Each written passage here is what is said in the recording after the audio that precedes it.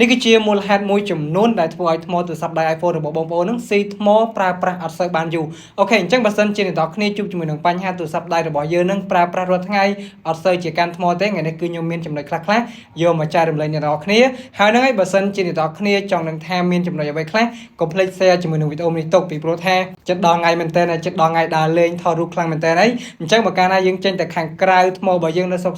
ថតទៅមិនបានពីវាប៉ុសឲ្យលុតថ្មអីហ្នឹងថ្ងៃនេះគឺខ្ញុំនឹងមកប្រាប់អ្នកនរគ្នាពីរបៀបសេវថ្មទុកថតថ្ងៃចូលឆ្នាំទាំងអស់គ្នាអូខេឥឡូវតោះកុំឲ្យខាតពេលវេលាយូរចំណុចទី1ដែលខ្ញុំចង់ប្រាប់អ្នកនរគ្នាមូលហេតុដែលធ្វើឲ្យទូរស័ព្ទដៃ iPhone របស់អ្នកនរគ្នានឹងស៊ីថ្មគឺខ្ញុំសូមផ្ដោតសំខាន់ទៅលើ Win 7តែម្ដងបងប្អូនអ្នកនរគ្នាទូរស័ព្ទដៃ iPhone របស់យើងជាទូទៅគឺយើងតែងតែបើកជាមួយនឹង Win 7ទាំងអស់នេះចោលហើយពេលដែលយើងបើកចោលបែបនេះទៅលើ app ទាំងអស់ហ្នឹងគឺវាធ្វើការ refresh គ្រប់ពេលគ្រប់វេលាតែម្ដងអាចនិយាយបានថាគឺ real time តែម្ដងអ្នកនរគ្នាចាំបើសិនជាអ្នកនរគ្នាចង់ឲ្យទូរស័ព្ទដៃរបស់យើងនឹងកាន់ថ្មបានច្រើនជាងមុនចំណុចទាំងអស់នេះហើយគឺជាចំណុចមួយដែលស៊ីថ្មខ្លាំងមែនតើអញ្ចឹងអ្នកនរគ្នាអាចធ្វើការ remove វាចោលទៅបើសិនជាអ្នកនរគ្នា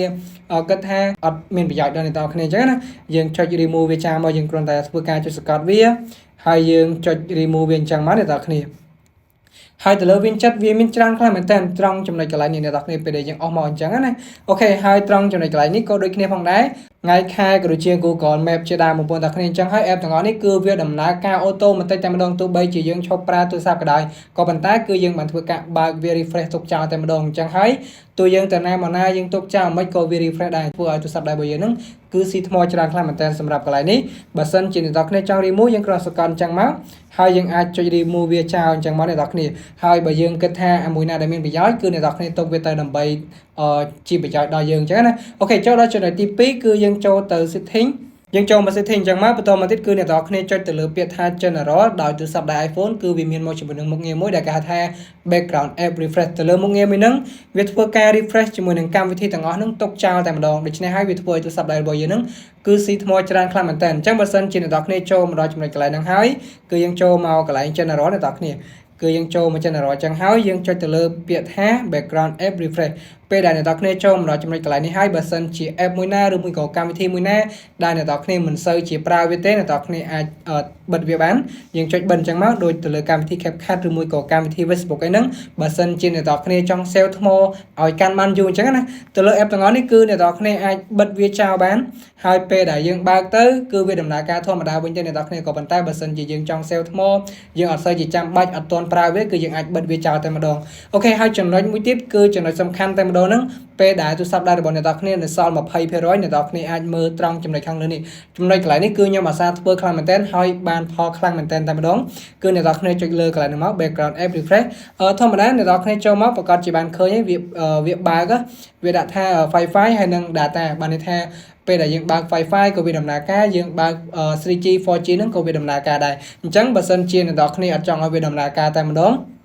ចុចអស់វាមកតែប៉ុណ្ណឹងទៅគឺរាជការស្រេចឲ្យបើសិនជាថ្មអ្នកនរគ្នាស្រកនៅសល់ត្រឹមតែ 20% គឺអ្នកនរគ្នាអាចធ្វើបែបនេះគឺពិតជាល្អខ្លាំងមែនតើអូខេចូលដល់មួយចំណុចទៀតគឺទៅលើ cell battery អ្នកនរគ្នាអញ្ចឹងទៅលើទូរស័ព្ទដៃ iPhone គឺគេបានបំពាក់មកជាមួយនឹងមុខងារមួយនឹងស្រាប់តែម្ដងបើសិនជាអ្នកនរគ្នាអត់មានអ្នកនរគ្នាគ្រាន់តែអូសកន្លែង control center ហ្នឹងមកយើងសង្កត់វា